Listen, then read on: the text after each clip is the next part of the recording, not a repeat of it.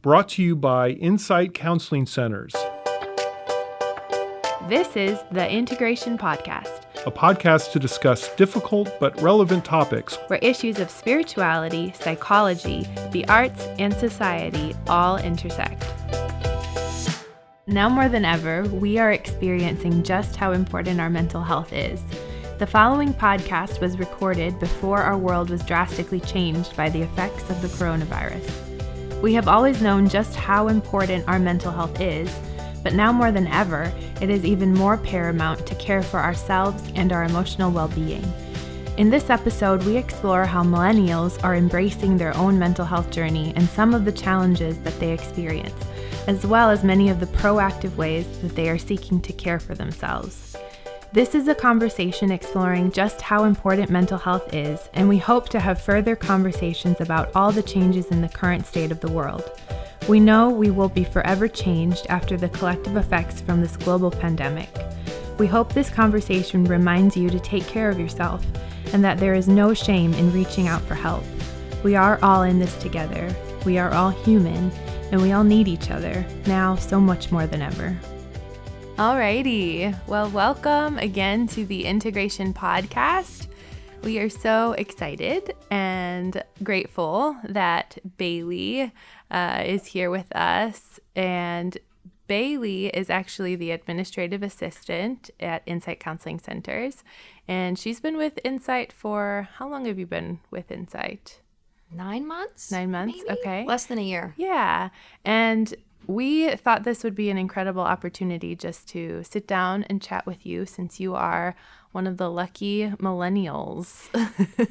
And technically, I'm a millennial too. All right. So I just want to throw that in there. I'm not too old. Right. Make sure everyone knows. Yeah, exactly.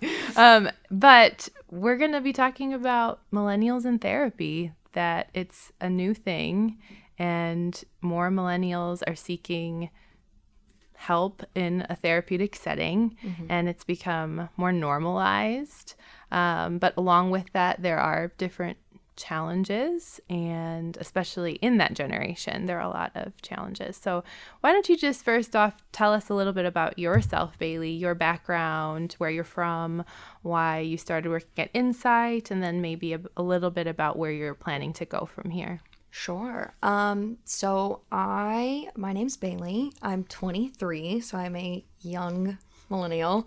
But I am originally from Knoxville, Tennessee. It's about 2.5 hours from Nashville. I went to the University of Tennessee, and I graduated back in 2017 and really wanted to get out of my hometown. Yeah. And so the question was, where am I going to go? And I ended up in Nashville. I had a lot of friends out here who had gone to MTSU, close universities. And so I made that leap probably 2 years ago. And I had worked, a couple of jobs post-grad that I was not passionate about, didn't really love, wasn't super happy where I was. And so I just decided one day that I was going to look for something that actually mattered to me. Wow. So there was a website where you could find jobs with nonprofits. I knew that that's kind of the sector I wanted to be in. I saw a job posting from Insight, and I was like, who knows? We'll see what happens.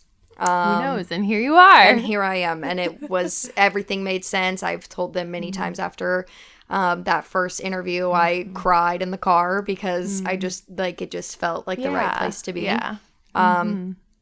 Being here really kind of helped me figure out what I want to do with my future. So I actually will be moving to New York City in the fall to study at Columbia University. And what are you going to be studying, Bailey? I'm going to be studying clinical social work so that I can become a therapist myself one day. That's amazing. So, yes. Would you mind telling us a little bit about that journey for you? And I know we've talked off mic about that for you and what that's been like, but just let our people who are listening kind of into that journey, if you wouldn't mind. Sure. So when I started Insight, I knew that I was going to want to go back to school, but the question was what I wanted to do. So I wasn't sure. I had kind of looked at law, maybe getting an MBA. I just knew that school was going to be the process for me. I just nothing was really calling to me one way or the other. But then I started at Insight and kind of got to see, the way that therapy works and the way that it helps people, and kind of get to work behind the scenes and see the growth and the way, that people were healing and we were kind of helping them through that journey. And then I think one day it just really clicked and I was like, oh, this is what I would like to be doing. Wow. So getting to see, the behind the scenes and getting to talk to our counselors, our therapists about their journeys, and talk to our clients about, where they were now or where they were then versus where they are now. That meant so much to me. And I knew that that's where I wanted to land one day. Bailey, what's your biggest, now that you've been here 9 months and you've been hanging out with therapists and hearing things and doing intakes and hearing about the client stories, and sometimes very sad, sometimes very powerful, but what has been your biggest, I don't know, different ideas about counseling now that you've kind of been on the other side of it a little bit for a while? I guess so. I grew up, I've always really had a therapist. It's kind of changed throughout the years as I've gotten older. But I don't think I realized just how much therapists take away from their sessions. I just kind of always thought that, like, you go in, you talk to your client and then you leave and you're fine. And really that's not the case, for better or for worse, is what I've realized. The way that you speak with people affects you. And I've always felt that just in my personal life, but to see, to meet with our therapists and have them say, like, this has been a really tough week. I've just been feeling a lot of what my clients are feeling and trying to help people. You kind of overextend yourself sometimes and realize that you feel what they feel too. So that was something that I had to learn, and something that I know that I'm going to have to work on going forward. Yeah, I think that's a really good point, Bailey, and that's huge. I know when people who are either early in the program studying to be therapists, or people like you have come and usually you have to do like an assignment where you interview someone who's in the field, practicing in the field. And I've been interviewed a couple of times, and I tell them, first, self-care is not even an option. It's a prerequisite for being a therapist. If you want to do this work, you have to figure out how you're going to help yourself. And everything you tell your clients, if you're not doing it yourself, then what's the use? Like, because I've sat, in that chair that you're at, Eric, and told people, like, you see this empty mug? How can you pour out of it without water in it? But every time I say that to someone, I have to be saying that to myself as a person, because if we're not making space for that, then we can't be those healers that we need to be in those spaces. And that's just such an important conversation. I think taking that mask off and really being real that you can bring yourself into the therapy space. And actually, when you do it in the service of your client, of course, that's where there's power and just a beautiful moment. And I call it sacred. I don't know what else to call it, but that's where you meet people in their need, and it's pretty powerful. Yeah. I love that. Yeah. Very cool. And so what do you see yourself doing? I mean, do you want to do social work? It could be a lot of different ways you can go with that. Yeah. That's one of the reasons why I really like the field of social work, is because there's so many different pathways that you can take. Ideally, I would really like to work with victims of domestic violence and assault. Just that's really close to my heart. And I know we've talked about it. It's like throwing yourself directly into trauma. But I also kind of feel like that's maybe where I'm most needed. And that's where I feel like so called to be.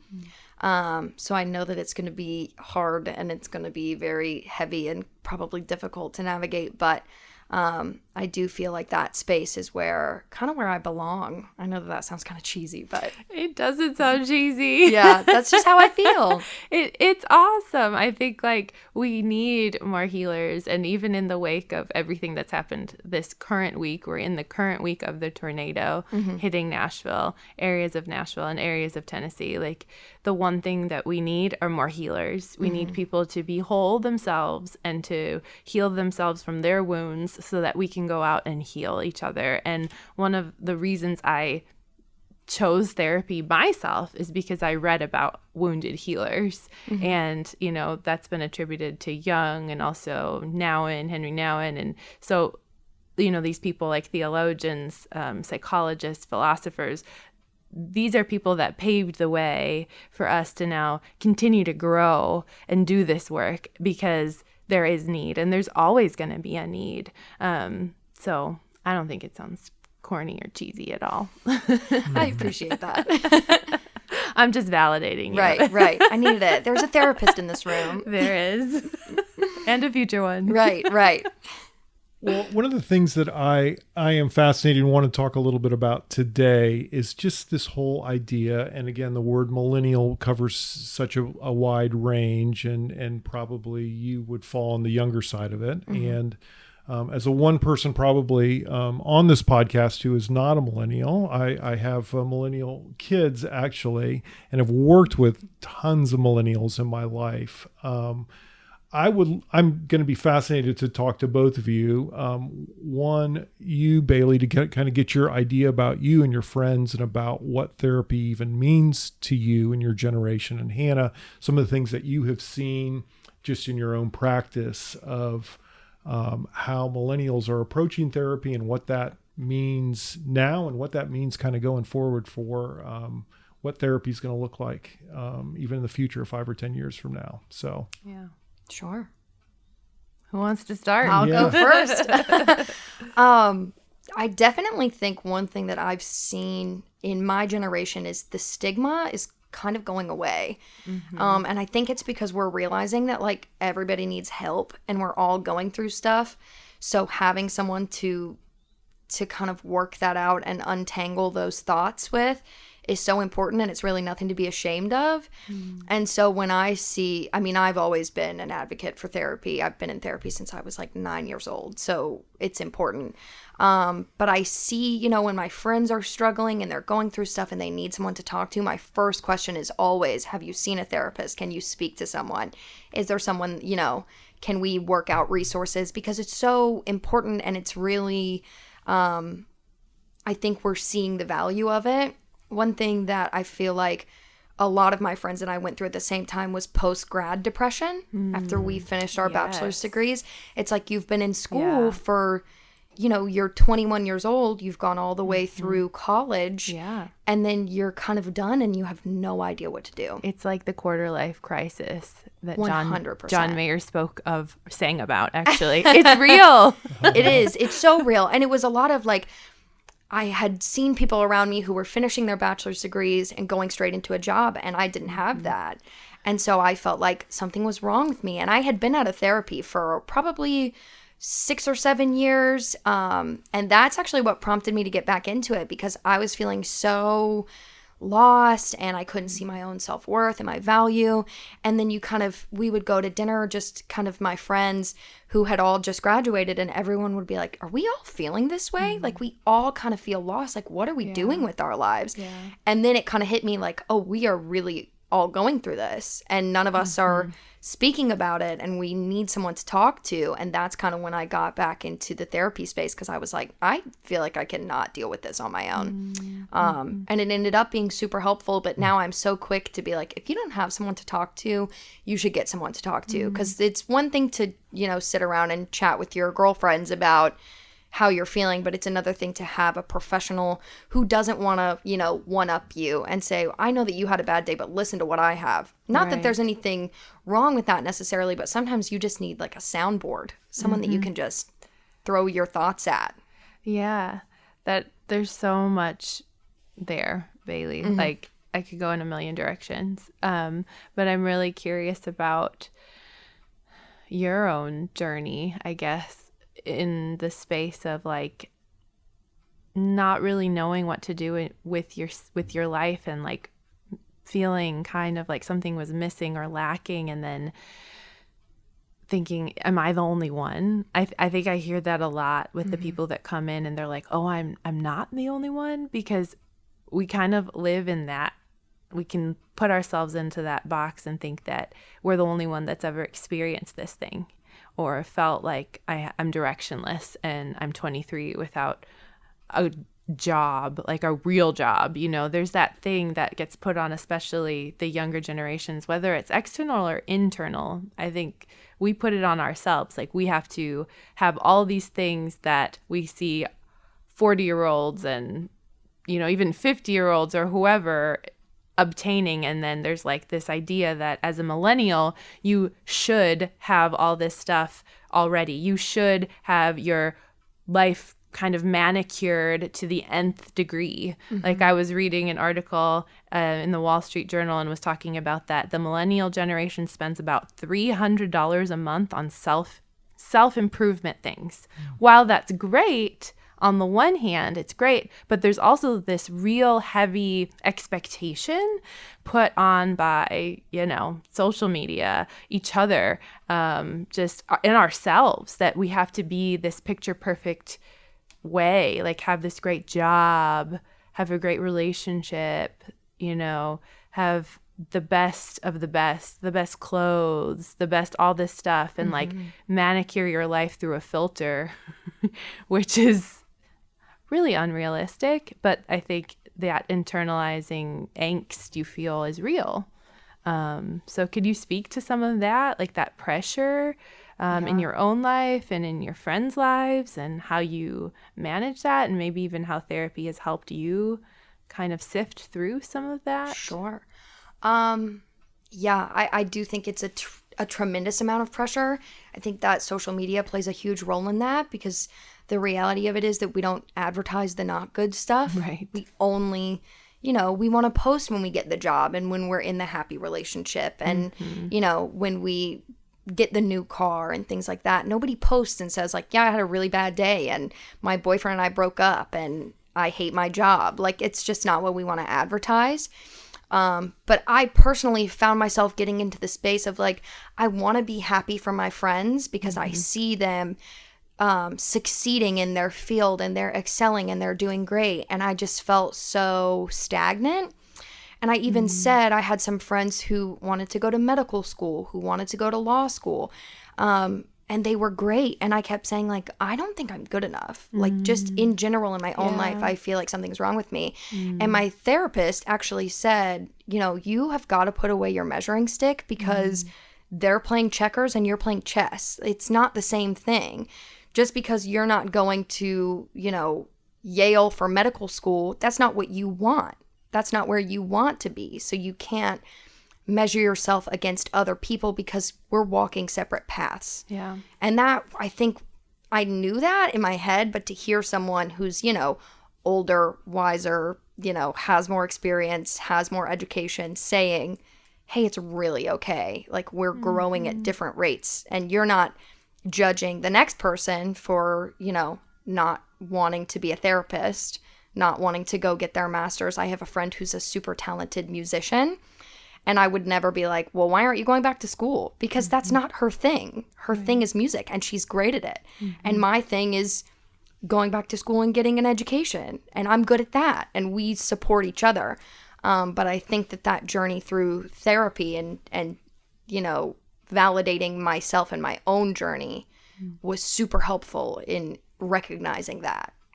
But it's difficult, and it's a lot of pressure because we see all the good stuff, and we see, you know, even our parents who own homes and own their cars, and, you know, things were a lot different when they were growing up. Right. And so now to be like my father was married and had a kid by my age. Right. A toddler, honestly. And so for me to be like, now I'm going to go back to school at 23 is kind of like crazy to him. He doesn't get it. But we grew up in different times and walked different paths, and that's okay. Yeah. This is reminding me of a story. Can I tell a story? Please do. Yeah. Yes. I know I I did. love it. a story. So the other week, my husband and I were going into Fido to recreate, of all things, our first date, which was very sweet. But we walk in, and we haven't been back, to the coffee shop in a long time, and there's a 20-something at the cash register, and the way I am, I just engage with most humans that I Right. see. So I'm just being me, and I'm asking him about, his job and if he likes it and this and that. And all of a sudden we start talking about like life purpose and how he feels like he's wasting his life by being just a barista. And I looked him straight in the eyes and I said, "You are more than your labels." And I said, "I was a nanny until I was 30. And you know what? There's no shame in that, because everybody's path is different. But for a while, I did feel some shame about that because of the expectation that other people put on us to have certain things or to be certain things or to, all that stuff. And when you start to shed that and you start to realize your essence as a human is greater than those labels. I use that a lot of times with my clients. I will say, like, I am not the degree I have after my name. I am not. And I have to remind myself that, because my essence is so much more than that.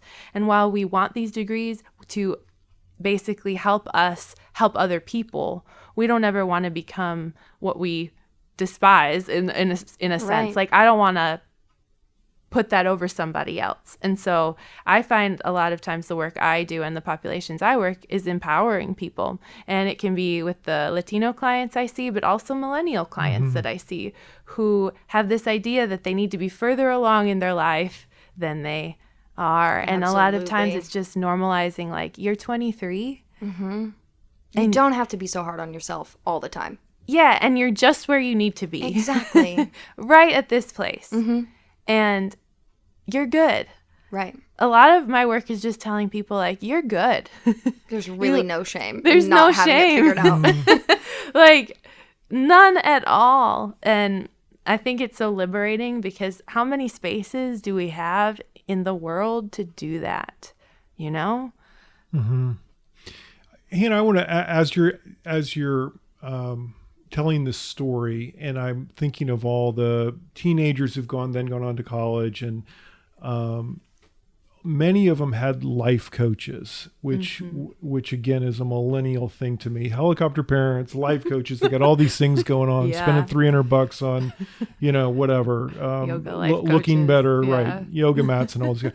So, but okay, so I have yoga. a bunch of questions. One would be, tell me the difference between a life coach and a counselor. That's number one. Number Okay. two, I want to talk a little bit about the quick fix culture that I see in millennials, and it seems to kind of fly in the face of really the what counseling was based on. So I'm asking a bunch of questions, but start with this first one. What is Yeah. life coach and counseling? How does Yeah. it Well, differ? It's a great question. I can only speak to really what a therapist is and then what I know of life coaching, but I am by no means an expert because I don't have that qualification. Certificate or whatever. right? Yeah, but my degree is in marriage and family therapy, which, just to clarify, it doesn't mean that I only see married couples and families. It's the way we look at a client. We view them through the system of their family and the lens that we are more than just an individual person. We are surrounded by communities and social networks, and that affects us, right? And so within the psychology tree, marriage and family therapy is the newest branch on that tree. And then we have the social workers, and then we have the licensed professional counselors, then we have the psychologists, and then we have the psychiatrists who are medically trained. And so you all, for being a therapist or a counselor, we have to go and get our master's degree. And then you have to be supervised. Right. It's a long process. Sure. There's a lot in it.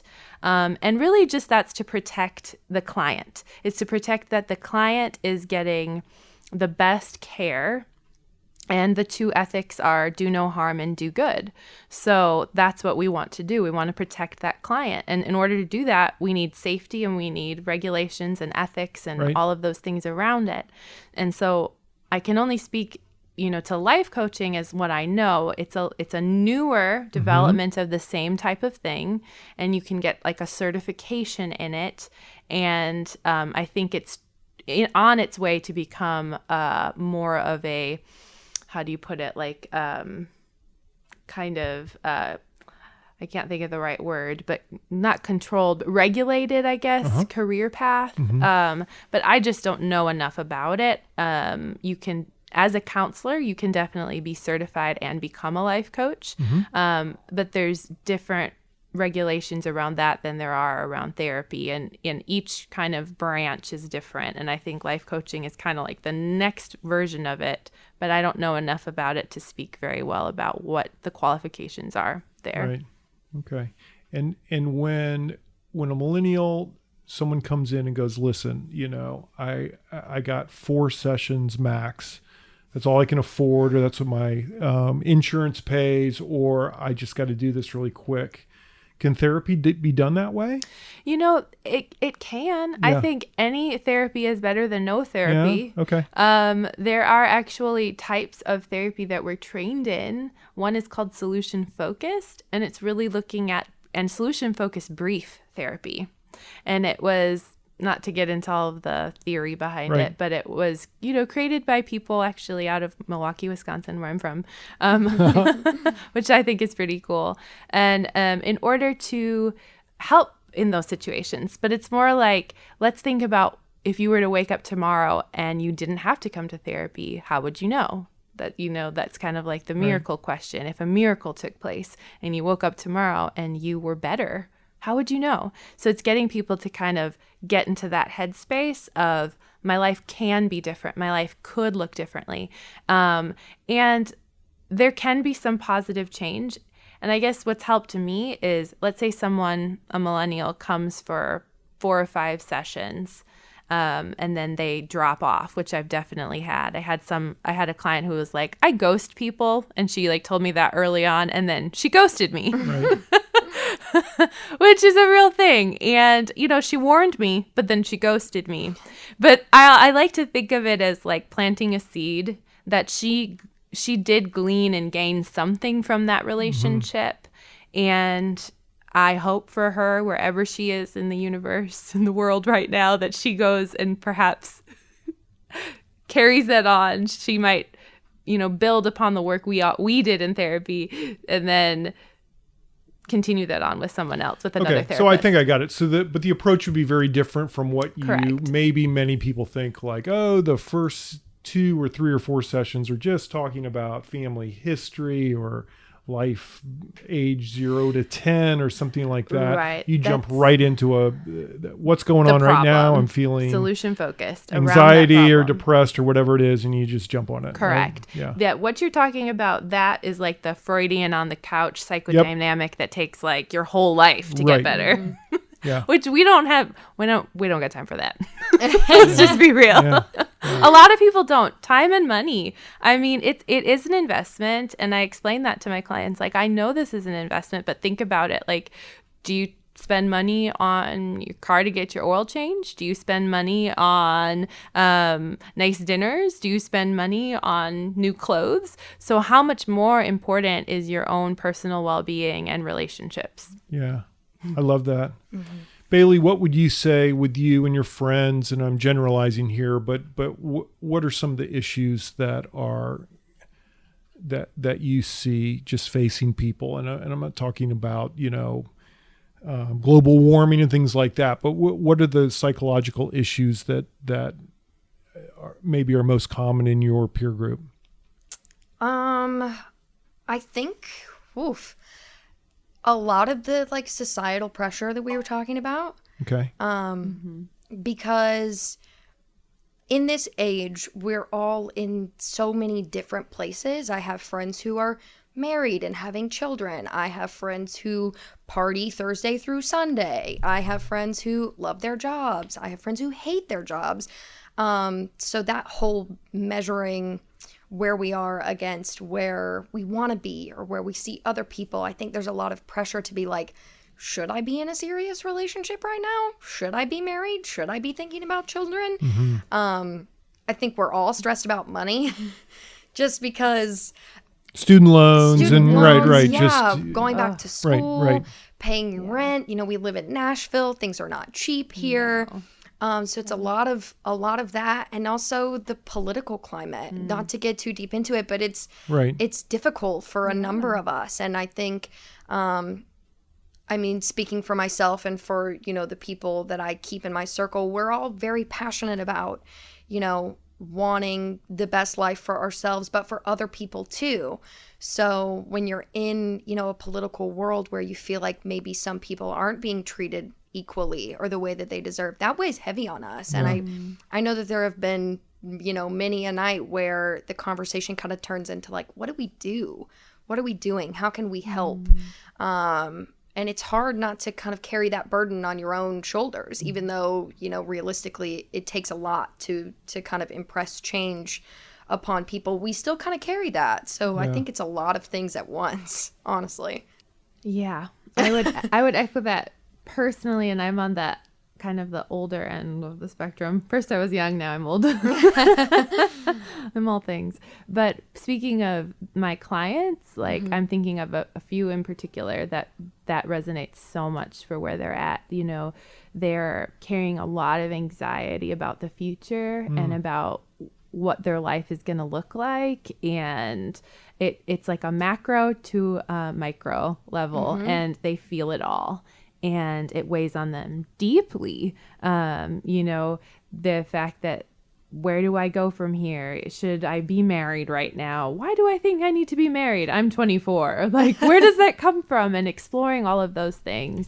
And it becomes really hard just to kind of sort through all of that. So I think speaking to that, that's so important, Bailey. And, it's hard, you know, it's a different world out there than it was when you were younger. So it sounds like the things, again, fear causing anxiety, causing what? Manifesting in panic attacks. Or you know, huge. All the things. You know, what I'm hearing you guys say also is, you know, there was a time where you said, you know, you're 18, you're an adult, you know, or whatever. And it's sounding like my dad or something here, but I think what we're talking about, or what I hear you talking about, is the definition of adolescence. When does it end, and how does it change to adulthood? And the answer is, adolescence may extend till you're 30, because at this point, because of all these things and societal forces, it's not just so simple. You don't just get a job when you turn 18 and then work in the factory until you retire. Now there's all these choices, almost to the point of paralyzation. Yeah. There's a whole new name for that. It's called emerging adulthood. I'm feeling it. That's where you're at. That's point of phrase. I love it. I'm there. I still call my mom before I make like any real life decision, even though I could definitely do it by myself. Right. Like the whole adulting is hard. Adulting is hard. And that's become a real thing because it is hard. And sometimes you're like, oh, who's the adult? Oh, I'm the adult. Right. I'm like, I need someone older. I have to call my mom and be like, I paid this much for this thing. Does that sound right? Or no, like, did I just get bamboozled? I don't know. Right. Yeah. So it's a lot of pressure to feel like you should know how the world works. And then I feel like we kind of get into a space where we're comfortable. And then it turns out we have no idea about anything. I don't know how the world works. Like, I'm reminded of that often. And the world is changing at such a rapid constantly, or pace today, much quicker than it was, you know, when our parents were our age. And with technology and the movement of all of that. And so we all are feeling that. It's real. The pressure is real, and we are globalized now where we know so much more. So the actual amount of anxiety that we hold is so much greater. And we were only actually meant to hold within our minds about 200 people, which is a tribal size. And now we have tons of people that we're comparing ourselves to, millions, thousands. And now the goal is to have thousands of followers, when that's not even a healthy, realistic mental health. It's just not healthy for us to compare ourselves to that many people. It's going to cause anxiety. And then you're going to go into spirals of depression because you're not good enough and yada, yada, yada. So there's the actual force of like the actual mental illness. And then there's the external forces that we're also combating. So no wonder depression rates are skyrocketing and anxiety rates are skyrocketing too.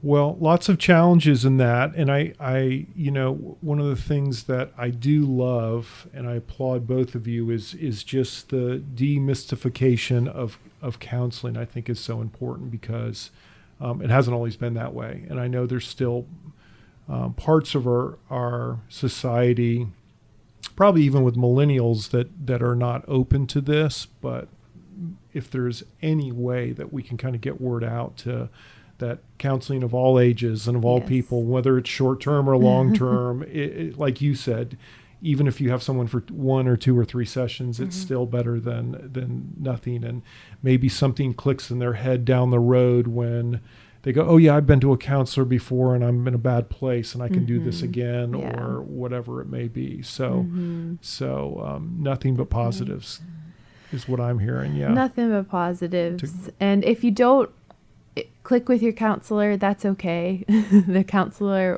won't be offended if you need to move on to another person, because we can't be all things to all people, and we know that.